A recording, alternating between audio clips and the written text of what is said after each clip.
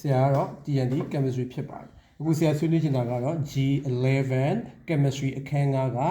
reactivity series ကြောင်းဖြစ်ပါတယ် reactivity series ဆိုတာ ဓာတ်ပြုနိုင်မှုအားစင်တန်းဖြစ်ပါတယ်ဘယ်သူတွေရဲ့လဲလို့မေး material ရဲ့ပါ material ရဲ့ဓာတ်ပြုနိုင်မှုအားစင်တန်းကိုသိလာမှာဖြစ်ပါတယ်အဲ့တော့ဆရာဒီမှာအဖွဲ့3ဖွဲ့ဖွဲ့ထားတယ်ပထမအဖွဲ့ဒုတိယအဖွဲ့တတိယအဖွဲ့ပထမအဖွဲ့ဒီဒါ material ပဲเนาะဒါဓာတ်ပြုနိုင်မှုအကောင်းဆုံးသော material ဖြစ်ပါတယ်ဒုတိယအဖွဲ့ကတော့ဒါဓာတ်ပြုနိုင်မှုအသင့်အင့်ရှိတဲ့ material ဖြစ်ပါတယ်အောက်ဆုံးအဖွဲ့ကတော့ဓာတ်ပြုနိုင်မှုအလွန်ညံ့တဲ့ material ဆိုပြီးတော့ material အဖွဲ့3ဖွဲ့ရှိတယ်เนาะဒါလေးကိုဆရာဘာနဲ့ရှာထားလဲဆိုရင်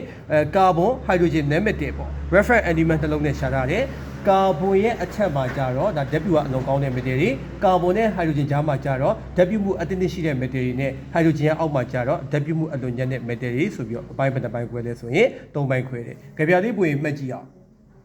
ပိုဆိုကယ်ဆီမဂနီအလူတစ်ဖွဲ့ယူတဲ့ပိုဆိုကယ်ဆီမဂနီအလူတစ်ဖွဲ့ယူပိုတက်ဆီယမ်ဆိုဒီယမ်ကယ်ဆီယမ်မဂနီဆီယမ်အလူမီနီယမ်ဒါတစ်ဖွဲ့ဟုတ်ပြီတွတ်တန်တင်းလက်တစ်ဖွဲ့မဲ့ဟုတ်ပြီတွတ်ရဲ့တန်ရဲ့တင်းရဲ့လက်ကတစ်ဖွဲ့မှတ်ရမယ်နောက်တစ်ခုကကျတော့ကော့မာဆေးပါဂိုးဖြူသွားစုစုပေါင်း3ဖွဲ့ပါပိုဆိုကယ်ဆီမဂနီအလူတစ်ဖွဲ့ယူတွတ်တန်တင်းလက်တစ်ဖွဲ့မဲ့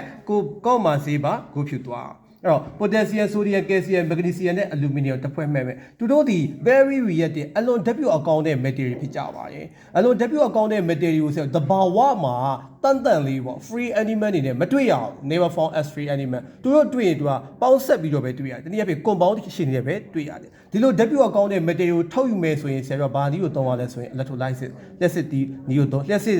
ဓာတ်ကိုတုံးပြီးဖြုတ်ခွဲတဲ့နည်းကိုသုံးရမှာဖြစ်ပါတယ်ဒုတိယအဖွဲ့သွားရအောင်တိုးတန်တင်လက်တစ်ဖွဲ့မဲ့ဇင့်ရဲ့အိုင်ရဲ့တင်းရဲ့လက်ရဲ့ဖြစ်ပါတယ်ဒီ metal လေးခုဟာ moderately reactive ဓာတ်ပြုနိုင်မှုအသင့်အင့်ရှိတဲ့ metal တွေဖြစ်ပါတယ်သူတို့ကိုဆရာတို့ကတဘာဝမှာဘယ်လိုတွေ့ရလဲ OC ရဲ့အနေနဲ့တွေ့ရတယ် O ဆိုတာ outside နဲ့တွေ့ရမယ် C ဆိုတာ carbon နဲ့အနေနဲ့တွေ့ရမယ် sulfide sulfide အနေနဲ့တွေ့ရမယ်ဒါလည်း compound အနေနဲ့ပဲတွေ့ရတာပါဒီဓာတ်ပြုမှုအသင့်အင့်ရှိတဲ့ material ကြောင့်ဆရာ dash short တဲ့နည်းကိုသုံးပြီးတော့ထုတ်ပါတယ် extracted by reduction reaction တတိယဟာတော့ဓာတ်ပြုမှုအလွန်ညံ့တဲ့ metal အုပ်စုဖြစ်ပါတယ်ကော့မာဆေးပါဂိုးဖြူသွားကော့ပါ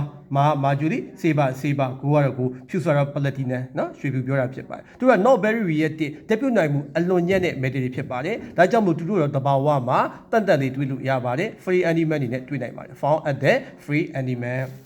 အဲ့တော့ကာဗွန်နဲ့ဟိုက်ဒရိုဂျင်ကဒါ reference element နဲ့သုံးထားတာဖြစ်ပါတယ်။အောက်ရောက်လေလေအပေါ်ကနေပြီးအောက်ကိုရောက်လေလေဓာတ်ပြုနိုင်စွမ်းနည်းလေလေထုတ်ယူရတာလွယ်လေလေအောက်ရောက်လေလေဓာတ်ပြုနိုင်စွမ်းနည်းလေလေထုတ်ယူရတာလွယ်လေလေတတိယပြီးအောက်ကိုရောက်ရင် reactivity decrease ဓာတ်ပြုနိုင်စွမ်းတော်တော်ကြီးကိုနည်းလာမှာဖြစ်ပါတယ်။အဲ့လိုနည်းလေလေထုတ်ယူရတဲ့အခါမှာပို့ပြီးတော့လွယ်လေလေ extraction began easier ဖြစ်ပါတယ်။